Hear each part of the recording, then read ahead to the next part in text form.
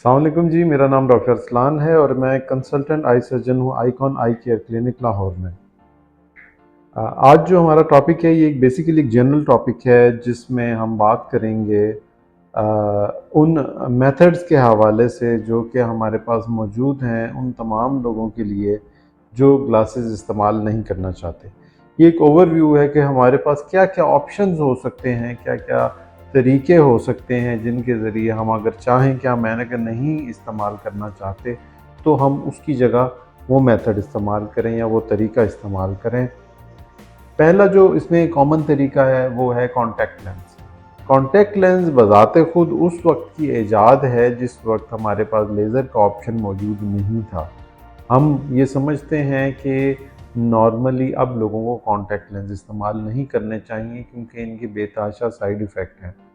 अगर आपने contact lens इस्तेमाल करने भी हैं तो आप ओकेजनल किसी फंक्शन पे या कभी-कभी इस्तेमाल करें, डेली बेसिस के ऊपर कॉन्टैक्ट लेंस मत इस्तेमाल करें। कॉन्टैक्ट लेंस की केयर बहुत ज़रूरी है और जो भी हमारा जो मैन्युफैक्चरर है जिसने कॉन्टैक्ट लेंस बनाए हैं उसका जो इंस्ट्रक्शन मैनुअल है आपने उसको फॉलो करना है, उसको किस तरीके से उसकी एहतियात करनी है, कंटेनर की क्या एहतियात है, उसमें जो फ्लूइड है उसकी क्या एहतियात है, डेली वियर कॉन्टैक्ट लेंस है या एक्सटेंडेड वियर कॉन्टैक्ट लेंस है, कितने अरसे के बाद एक्सपायर हो जाएगा, ये तमाम चीज़ें आपने इनका ख्याल रखना है। और ये चीज़ भी ज़हन में रखिए कि कॉन्टैक्ट लेंस आपने कभी भी रात को पहन कर नहीं सोने हैं। बहुत ज़्यादा ये एक प्रॉब्लम आती है हमारे पेशेंट्स में कि वो अक्सर इस चीज़ में बेहतियाती करते हैं और इससे होने वाले जो इन्फेक्शन हैं उसमें बेतहाशा रिस्क फैक्टर्स हैं और बेतहाशा कॉम्प्लिकेशंस हैं जो कि लॉन्ग टर्म में नज़र के डैमेज का बाइस बन सकती हैं। ये है पहला वो तरीका जिसमें हम ऐनक नहीं इस्तेमाल करना चाहते तो हम कॉन्टैक्ट लेंस के ज़रिए ग्लासेस फ्री एक सॉल्यूशन हासिल कर सकते हैं। अगला जो तरीका है वो सबसे फेवर्ड तरीका है, ये सबसे ज़्यादा किया जाने वाला तरीका है, वो है हमारे पास रिफ्रैक्टिव लेज़र सर्जरी या कॉर्नियो रिफ्रैक्टिव लेज़र सर्जरी भी इसको बोला जाता है, जो कि एक ब्रॉड टर्म है जिसमें हम तमाम उन लेज़र्स को कवर करते हैं जो कि अब ग्लासेस रिमूवल के लिए की जाती हैं।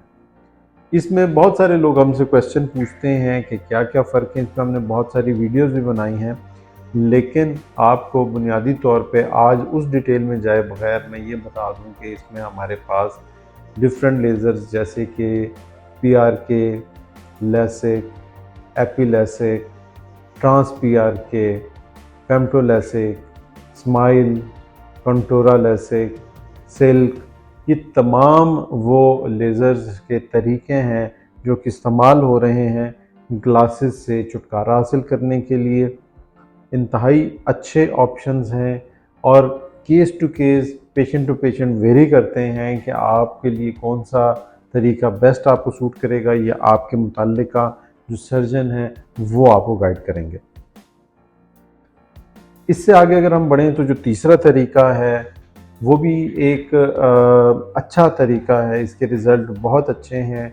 तकरीबन तकरीबन जो हमारी कॉर्नियो रिफ्रैक्टिव लेज़र सर्जरी है उसके बराबर है, लेकिन पाकिस्तान में ख़ास तौर पे और दुनिया में भी कदरे अनकॉमन तरीका है। इसको हम आईसीएल बोलते हैं, इम्प्लांटेबल कॉन्टैक्ट लेंस। एक वो तरीका है जिसमें आपके नेचुरल लेंस के ऊपर एक और लेंस रख दिया जाता है, यानी कि आप ये समझें कि ये ऐसा कॉन्टैक्ट लेंस है जो आँख के अंदर फिक्स होता है। इसके बेतहाशा फ़ायदे हैं और आम तौर के ऊपर ये ऑप्शन उन लोगों के लिए मुनासिब है जिनके अंदर कॉर्नियो रिफ्रैक्टिव लेज़र सर्जरी नहीं हो सकती है। यानी कि अगर आपकी कॉर्नियो रिफ्रैक्टिव लेज़र नहीं हो सकती है तो it is one of the options जो कि हमारे पास लिस्ट में मौजूद होते हैं। और उसमें जो आईसीएल है ये एक कस्टम मेड कॉन्टैक्ट लेंस होता है जिससे पहले कुछ टेस्ट किए जाते हैं और उसके बाद उन टेस्टों की बुनियाद के ऊपर इस लेंस को बनाया जाता है।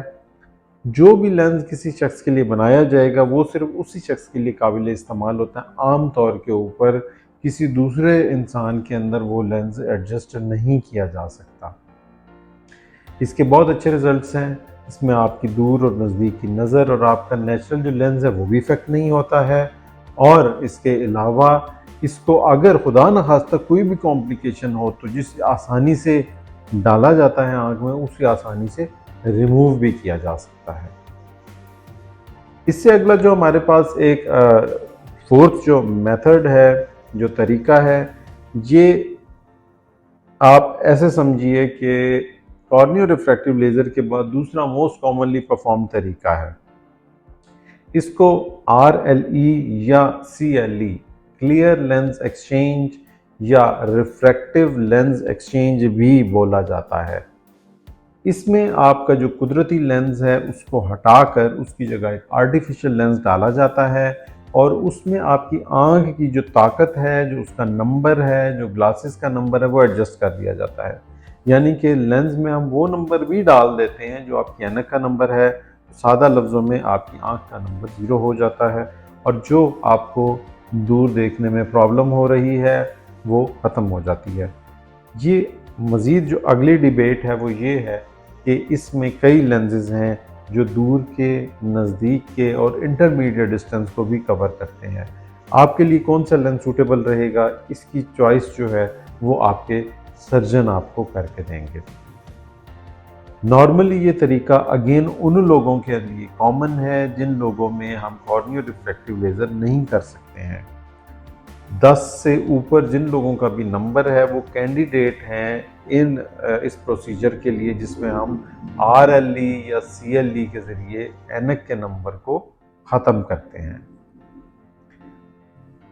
आखिरी जो एक टेक्निक है, जो फिफ्थ मेथड है, वो है इंट्रास्ट्रोमल कॉर्नियल रिंग्स।